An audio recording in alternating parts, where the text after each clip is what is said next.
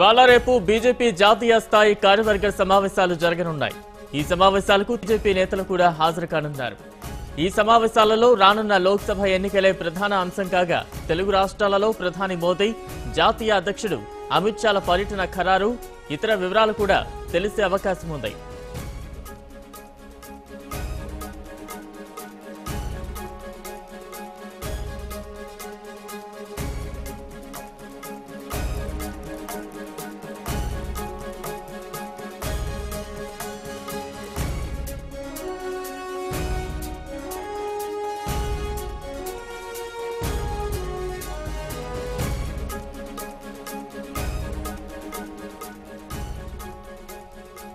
ఇవాళ రేపు బీజేపీ జాతీయ స్థాయి కార్యవర్గ సమావేశాలు జరగనున్నాయి.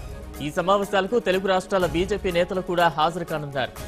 ఈ సమావేశాలలో రానున్న లోక్సభ ఎన్నికలే ప్రధాన అంశం కాగా తెలుగు రాష్ట్రాలలో ప్రధాని మోదీ, జాతీయ అధ్యక్షుడు అమిత్ షాల పర్యటన ఖరారు, ఇతర వివరాలు కూడా తెలిసే అవకాశం ఉంది.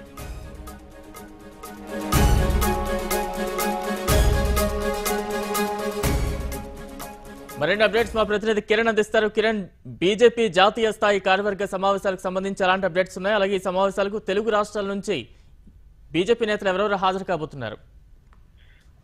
బలరాం, ఇటు పూర్తి స్థాయిలో ఈ రోజు నుంచి 2 రోజుల పాటు ఢిల్లీ రామ్లీలా మైదానంలో బీజేపీ జాతీయ కార్యవర్గ సమావేశాలు ఈ రోజు ప్రారంభం కాబోతున్నాయి. ప్రధానంగా 2019 అంటే మార్చిలో వచ్చేటువంటి లోక్సభ ఎన్నికలు ఏవైతే ఉన్నాయో వాటిపైన అందరూ ఖచ్చితంగా ఈసారి భారీ మెజార్టీతో మళ్ళీ గెలిపించే విధంగా ఈ సమావేశాలు కూడా ఉండబోతున్నాయి.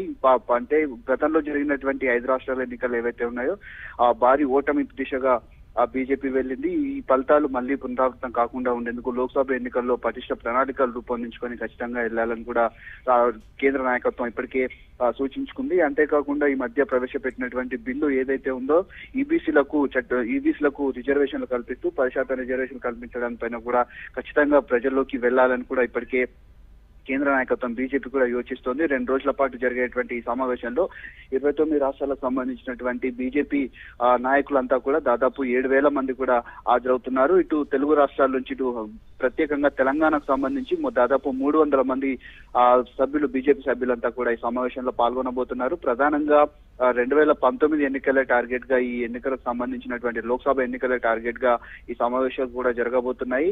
అంతేకాకుండా గతంలో జరిగినటువంటి 5 రాష్ట్రాల ఎన్నికల్లో ఓటమి ఏ విధంగా ఎందుకు ఓటమి పాలు కావాల్సి వచ్చింది, అక్కడ ఉన్నటువంటి స్థానికంగా ఎందుకు మనం బలంగా వెళ్ళలేకపోయామనే దానిపైన సమీక్షించనున్నారు. పూర్తి స్థాయిలో ప్రధాని నరేంద్ర మోడీతో పాటు అమిత్ షా పర్యటనలు కూడా ఇటు తెలుగు రాష్ట్రాల్లో కూడా ఉండబోతున్నాయి.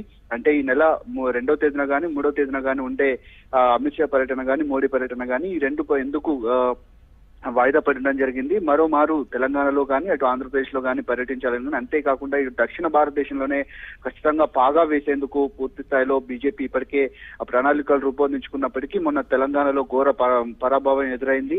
ఈ ఫలితాలు మళ్లీ పునరావృతం కాకుండా ఉండేందుకు ఖచ్చితంగా తెలంగాణలో కానీ అటు ఆంధ్రప్రదేశ్ లో కానీ మళ్లీ అధికారంలోకి వచ్చే విధంగా తమ ప్రణాళికలు ఉండే విధంగా ఇటు ఇప్పటికే రాష్ట్ర నేతలు కానీ అటు కేంద్ర నాయకత్వం కానీ ముందుకెళ్తుంది. ఈ జాతీయ కార్యవర్గ సమావేశాలు అయితే 2 రోజుల పాటు చాలా హాట్ గా నడిచే అవకాశం అయితే కనబడుతుంది. Balaram, right, thank you Kiran.